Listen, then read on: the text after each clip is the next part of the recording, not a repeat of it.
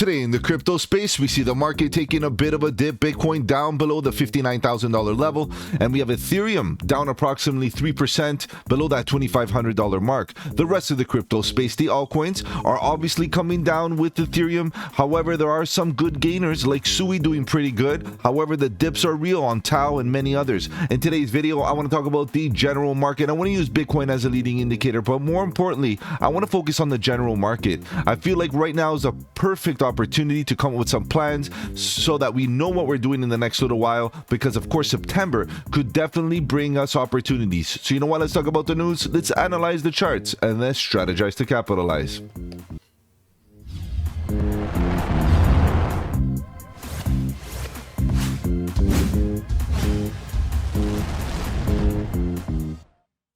Welcome to the channel. My name is Mike, and let's get right into it, guys. If you're new to the channel, welcome. On the channel, we talk about cryptocurrency, Bitcoin, Ethereum, and all the altcoins, looking for opportunities. Whether we go up or down, bearish or bullish, it doesn't matter. All we want to do is stay one step ahead of the market so that we can capitalize on any of the volatility. And if you appreciate the strategy, subscribe to the channel, click the bell so you don't miss out on any of my future videos, including the live streams at 8 p.m. EST, where we talk about crypto news and price action. Guys, if you have any projects you want me to cover here on the channel, feel free to let me know in the comment section below. You can hit me up on the socials. The links are in the description. Better yet, guys, join the Discord. The Discord is where it's at. Lots of good alpha, trade setups, fundamentals, and learning material. All right, guys.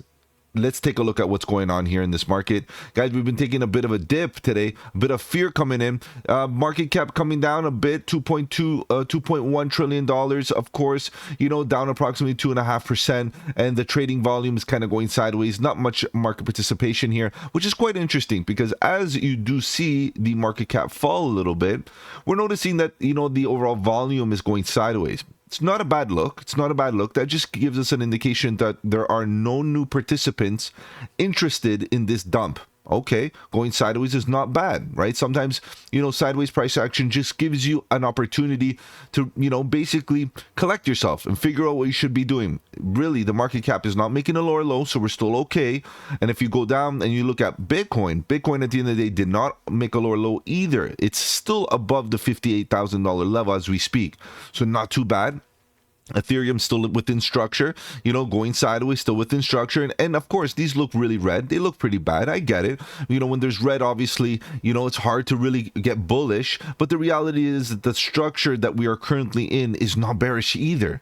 So it's okay to be neutral. It's absolutely fine to be neutral. And in neutral conditions, we need to be prepared to keep ourselves occupied in other ways. And I've been mentioning this, obviously, here on the channel for a good while. Guys, don't focus on the charts when we're stuck in the chop zone. Focus on yourself, and that doesn't mean, you know, walk away from crypto. That means focus on your skill, focus on your understanding, focus on your knowledge, focus on your application, focus on whatever you need to focus on to improve yourself in this space, to become a better trader, to become a lot more knowledgeable about the concepts that are currently lingering in this market, because these concepts, these narratives that are coming around are the ones that are actually going to give you some opportunity. For example, Solana coming down, showing us that Solana is showing a bit of weakness, of course. Is this a clear indication that maybe the meme coins are done? Or maybe they're done in the short term and they're just taking a bit of a dip. And Solana, given the fact that it's one of the major layer ones that has been getting a lot of volume based on meme season, you know, is this a correlation? Is this a buy the dip opportunity on memes altogether? Or is this a signal that maybe memes need to go, you know, on the back burner for the next little while we get, you know, an altcoin season and so on? All this is very possible, but you can see that studying the charts and studying the narrative, studying the overall news and what's happening in this market could give you that edge. You can see XRP going sideways. Many of these projects are going sideways. Even Toncoin coming down for another lower low here. Is that an opportunity? Again, why is Toncoin falling this way? Guys, we know what happened in the last little while with the founder. Guys, go do your research. Is this an opportunity where we can see Toncoin become oversold? And if you feel that's the case, maybe this is the opportunity. You get what I mean? Cardano is definitely doing pretty good in the sense that its fundamentals are being upgraded. We're going to see Cardano upgrades and a lot of good bullishness coming out of the Cardano camp. Hopefully in the next little while we can see the price reverse and, you know, show that there is some bullish sentiment, because Cardano, in fact, not doing the greatest in the last little while, right? Not much hype, not much interest. And I would say the same thing for AVAX, you know, what's happening with AVAX. And we can say that about a lot of these larger cap altcoins for that matter, even Polkadot for sure. Chainlink is retracing back to previous horizontal levels, back to levels of which we hung out for many, many days, like 500 days of sideways price action. We are currently going down to those levels again. Chainlink is in a dip. So this is the question. When the market goes sideways, what do we do? Do we start researching? Do we get fundamentally bullish?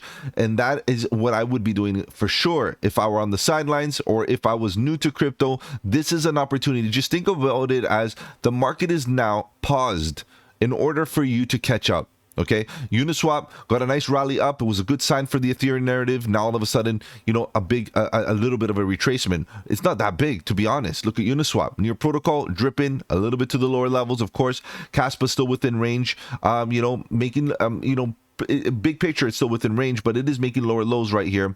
What else do we have? Monero still grinding to the upside very, very nicely. The privacy narrative maybe waking up here, could be the case. We know that privacy is becoming politicized as well, and it's something that we are definitely looking forward to and protecting and so on. So this is an important narrative that might be a hot one for this bull run as well. We see SUI looking pretty good, 6.8% to the upside, but as you can see, the general market, although it does look dippish, it does look red, it's still kind of sideways. It's nothing too crazy, right? Nothing too crazy. So we got to just, you know, bear with what's happening here, because ultimately, if the price action falls further than these little fractals that we see right here, that is the opportunity.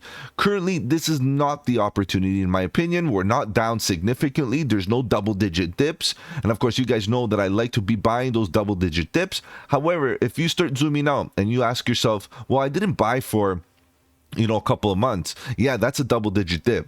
But today, even, you know, coupled in with yesterday, today, guys, this is not major. This is not major. We're still within structure. A lot of them are still holding up above the previous lows. Look at this. Whatever this is, it's doing great. Jasmine, still okay, holding up from the previous bottom. We have Lido Dow doing pretty good, double bottoming. We're still okay. However, if we start breaking those bottoms with conviction and volume, it's not a good look. But still, we're still okay here, guys. So I would be getting prepared for a bearish continuation for the next little while until we get confirmations of a reversal.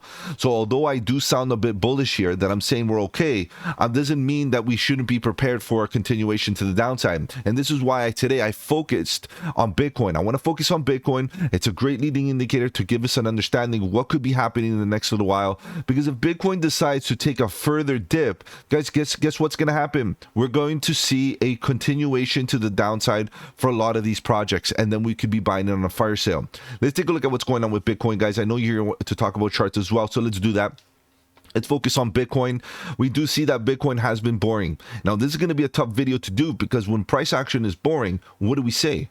You know, what are we looking at? We're kind of looking at sideways price action that's not giving us an edge. It's not a tradable range. You could have been trying to trade this range. Good luck. Obviously, good luck is a big part of it as well. You know, especially when you're in the chop zone like this, and especially this right here is the worst. And I would say even like this area right here was the worst. And I'll show you why it's the worst. But the reality is, it's very evident that we're still in a structure. Right? We're still in a very, very bullish structure. This is why it's very hard for me to get super bearish, and I have to be, you know, very neutral. And it's super fine to be neutral, even if we're getting slightly reddish price action below the 200 daily EMA, below horizontal supports, and dripping down like this. I have no choice, because the reality is this descending, broadening wedge essentially should break out bullish from a statistical probability. And if that's the case, how can I get super, super bearish here and expect such bearish price action? With that being said, it doesn't mean that I'm not going to prepare for a $44,000 Bitcoin or even a $52,000 Bitcoin, which is the next level of horizontal support based on volume.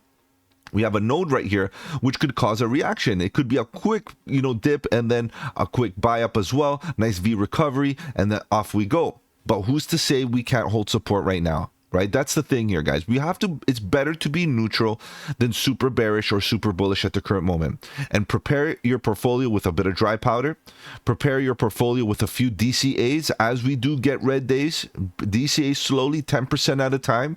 As soon as we start changing character in the price action and breaking out of structures, that's when it's a lot healthier to start getting into major accumulations, right? And then at this current rate, look, even if we come down to 44 and we start reversing, that's a good area as well to deploy capital. 52, come down here, let's get some W formations, inverse head and shoulders, cup and handles, whatever the case is. That's when we deploy a little bit more. Now, if on an altcoin, for example, you've seen it retrace significantly, maybe lower than the golden pocket, that's the time to start accumulating, guys. But that doesn't mean that you have to go all in, right? You slowly DCA, because if Bitcoin falls to these levels, you know what's going to happen to the alts, guys. It's very likely they're risk-on assets. Altcoins are risk-on. They're a very, very risky in comparison to other type of assets. Even if we compare it to Bitcoin and even Ethereum, they have a lot more volatility given their market cap. Lower market caps have more volatility. So we have to have this mindset, is that if Bitcoin continues to go sideways, what happens to the altcoin market? Traditionally, when Bitcoin gets boring, we do see the altcoins run, take full advantage, but not if the sentiment in the market is bearish. And we're still seeing a bit of bearishness and, capitulation happening based on the fact that we're seeing Bitcoin go sideways for almost 200 days now, which is crazy, right? It's definitely boring. It definitely is an event that could capitulate people, lose interest, and every little wick, every little bounce starts to feel bigger than it really is. Think about where we are right now. We're at $58,000. We're actually higher than all the previous lows within this structure. And people are talking like we are in the abyss of who knows where. And the reality is that we're not.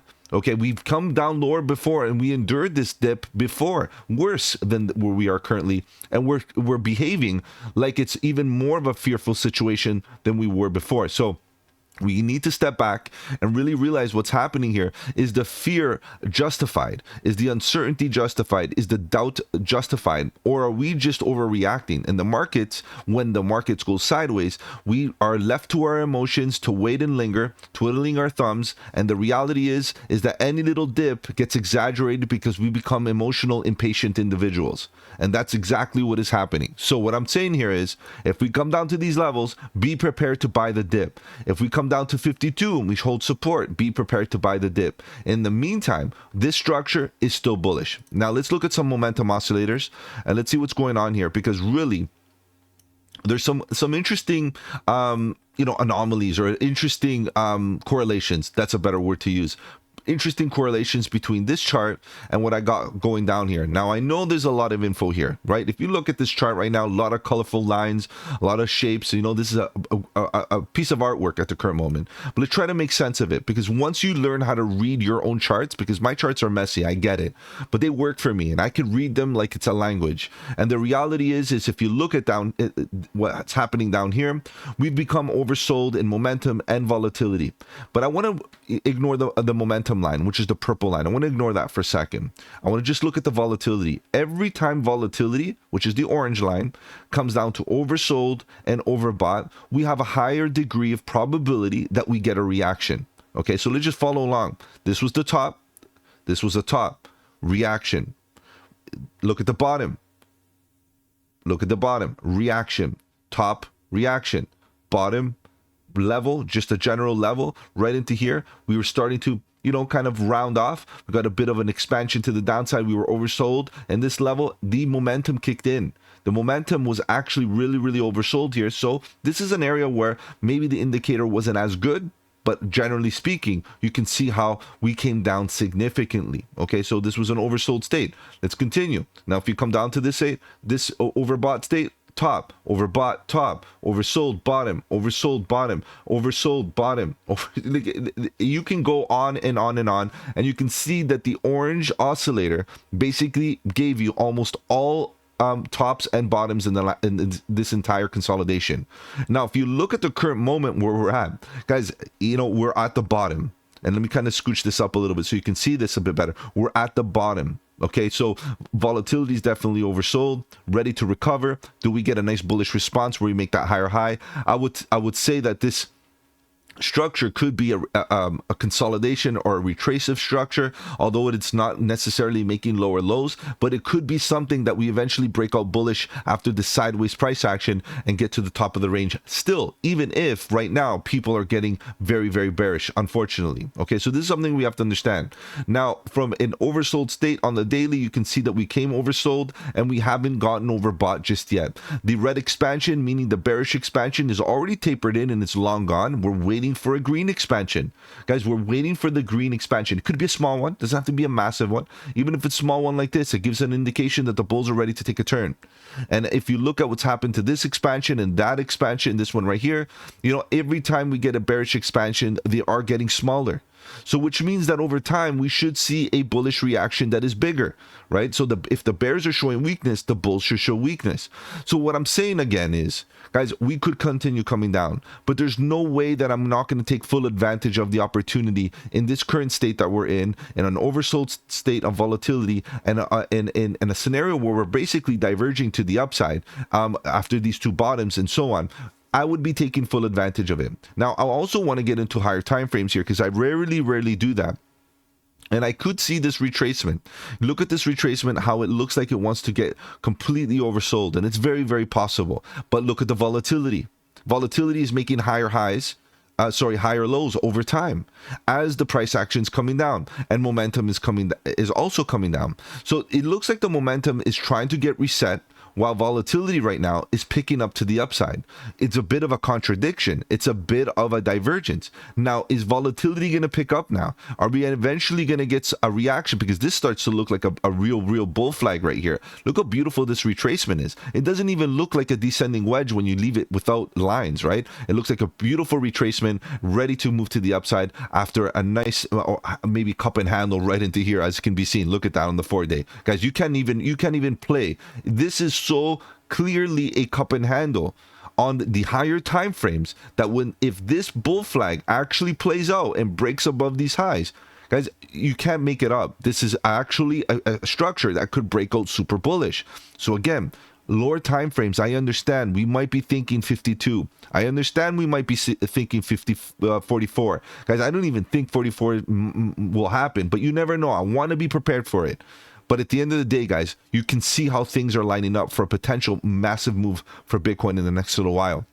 Okay, now a lot of people are also talking about the September thing. Let's go into the weekly quick so you can see. Even the weekly, stuck in the chop zone, we can get support on the chop zone. We've gotten support on the chop zone, even rejected off the chop zone, which is the 50% mark on the oscillator. We've gotten that many times, and we can get it again. Okay, so it could be possible. Now, I do see this red expansion coming in, and it could be underdeveloped, right? It could be very small. It doesn't have to be a big one. And remember, this is the weekly, right? So it could take its time, and then maybe just, you know, taper up again, very similar to one of these or one of these. Okay, so just keep on an eye out that we're waiting for September to give us a signal. Why? Because significantly, September is always, you know, pretty much a red month for the crypto space and for tech stocks in general, because tech stocks and crypto have something in common. It's not just about the tech, really.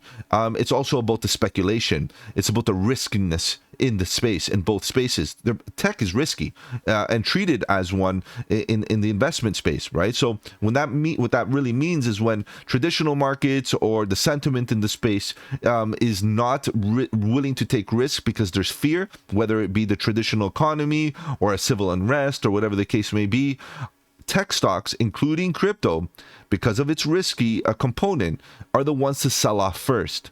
So we have to understand that there's potentially this lingering sentiment of, you know, being opposed to risk at the current moment. However, guys, this is the moments where we do see big institutions start to take full advantage of the fear. When there's red in the streets, when there's fear in the market, that's usually the best time to accumulate. And you can see that the volatility is in an oversold state, in the sense that we could be getting ready for another move to the upside. Okay, so that's my take here on Bitcoin. Obviously, there's always lower time frames, the 4-hour and all of this, but you can see how you get wrecked on the 4-hour, basically going choppy here for the last little while. And you can see how the daily just went sideways, guys. It's not a good chart to be trading, guys. Be very careful for trading at this current moment, moment because of the volatility and the choppiness. The whipsaw price action gets everybody wrecked. If you're going long, if you're going short, it doesn't matter. As you can see, up and down gets people wrecked. If you're going to try to trade the range, be very careful. Put those stops in, get in and get out. Don't hold it for long term until we get some confirmations out of Bitcoin that it's ready to rock. All right, guys, if I've offered you any value in this video, do the channel a massive favor. Slap the like button. It does really help out with the algorithm. If you want to follow me on the socials, the links are in the description below. Feel free to join the Discord, guys. The Discord is where it's at. Lots of good alpha, trade setups, fundamentals, and learning material. The best part is it's absolutely free. Take care, have a good one, and don't forget, buy the dip.